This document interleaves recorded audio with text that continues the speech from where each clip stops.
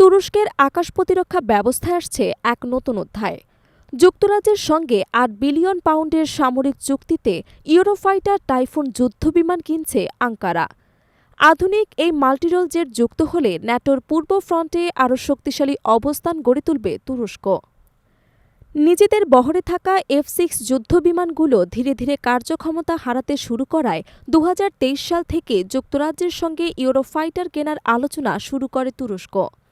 অন্যদিকে দেশটির নিজস্ব পঞ্চম প্রজন্মের KAN যুদ্ধবিমান এখনও পরীক্ষামূলক পর্যায়ে থাকায় তা কার্যকর হতে আরও কয়েক বছর সময় লাগবে।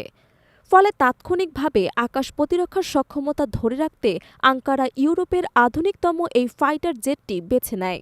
চুক্তির আওতায় প্রথম ধাপে তুরস্ক, কাতার ও ওমান থেকে ১২টি ব্যবহৃত টাইফুন যুদ্ধবিমান সংগ্রহ করবে। পরবর্তী ধাপে যুক্তরাজ্য সরাসরি সরবরাহ করবে নতুন প্রজন্মের টাইফুন জেট। এই ধাপে ধাপে সরবরাহ নিশ্চিত করলে তুরস্ক দ্রুত তার আকাশ প্রতিরক্ষা ব্যবস্থায় নতুন প্রযুক্তি এবং সক্ষমতা যুক্ত করতে পারবে বলে আশা করা হচ্ছে। স্থানীয় সময় সোমবার আঙ্কারায় প্রেসিডেন্ট ভবনে অনুষ্ঠিত হয় চুক্তির স্বাক্ষর অনুষ্ঠান। এতে স্বাক্ষরিত হয় মোট ৮ বিলিয়ন পাউন্ড মূল্যের সামরিক সমঝোতা, যার আওতায় যুক্তরাষ্ট্র তুরস্ককে ২০টি ইউরোফাইটার টাইফুন সরবরাহ করবে।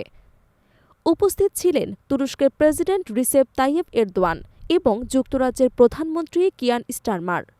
ইউরোপীয় নির্মাতা BAE সিস্টেমস, এয়ারবাস এবং লিওনার্দো যৌথভাবে তৈরি করছে এই অত্যাধুনিক মাল্টিরোল জেট।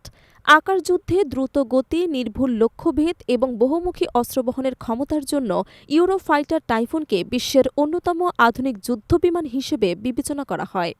চুক্তি স্বাক্ষরের পর প্রেসিডেন্ট এরদোয়ান বলেন, এই সমঝোতা দুই দেশের কৌশলগত অংশীদারিত্বের নতুন প্রতীক।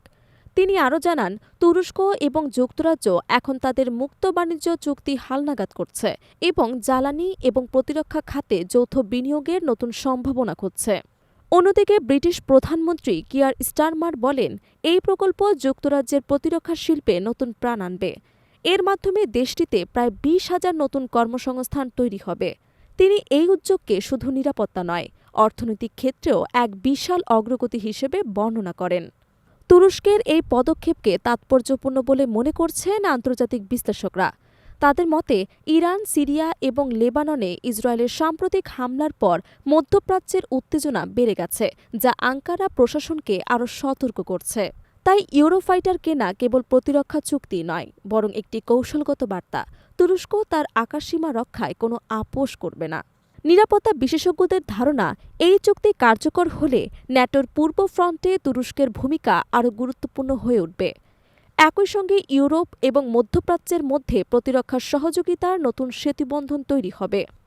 আন্তর্জাতিক রাজনীতিতে ক্রমবর্ধমান অনিশ্চয়তার সময়ে তুরস্কের এই পদক্ষেপ শুধু সামরিক নয়, অর্থনৈতিক এবং কূটনৈতিকভাবে দেশটির প্রভাব বাড়াবে বলে মনে করছেন পর্যবেক্ষকরা।